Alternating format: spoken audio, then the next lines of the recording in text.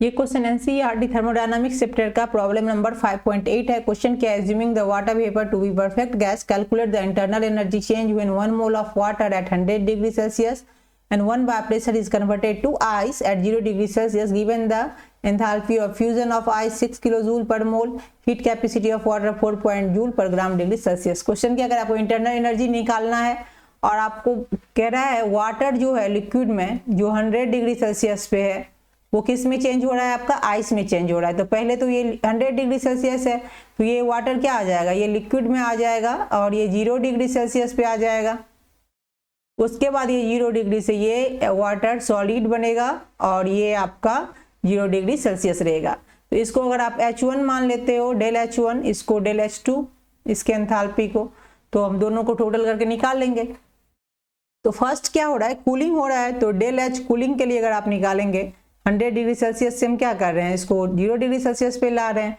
तो ये equal to क्या हो जाएगा, ये हो जाएगा आपका m Cp डेल T है ना। तो m आपको मास, तो मास आपको यहाँ 1 मोल से निकाल लेंगे, मास इक्वल टू क्या हो जाएगा, मोल इंटू मोलर मास। तो मास ऑफ किसका निकाल रहे हैं, वाटर का निकाल रहे हैं, तो ये आपका 1 मोल दिया गया है इंटू मोलर मास हो जाएगा आपका 18 ग्राम पर मोल।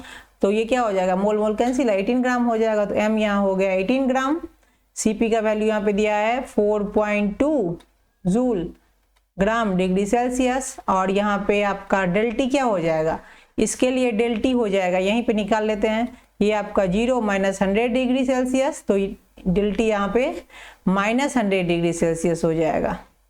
ओके, क्योंकि ये फाइनल हो गया 0 डिग्री और इनिशियल क्या है 100 डिग्री, तो T2 माइनस T1 होता है, तो ये आ गया। तो यहाँ सेल्सियस से सेल्सियस कैंसिल कर लीजिए, ग्राम से ग्राम, और इसको अगर आप कैलकुलेट कर लोगे तो ये आपका आ जाएगा -7.56 है ना किलो जूल।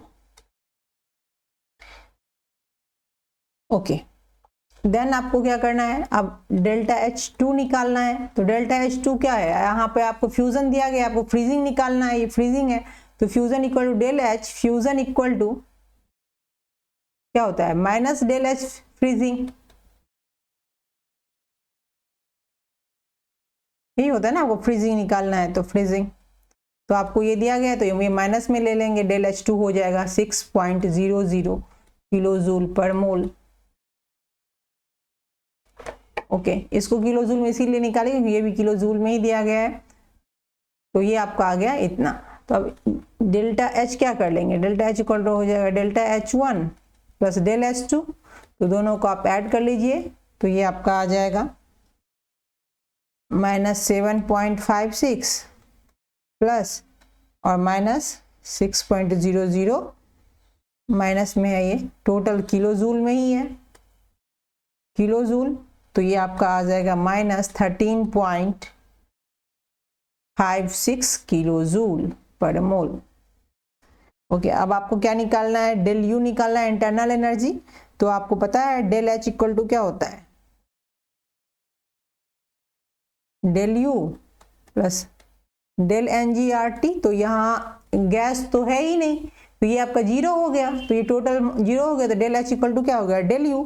तो यही आपका डेल H का, ये डेल U का वैल्यू क्या आ गया 13.56 किलो जूल। तो 13.56, क्योंकि ये जो टर्म है टोटल 0 हो रहा है, तो del H equal to del U हो गया, तो आंसर क्या आ गया -13.56। तो this is answer. Thanks for watching.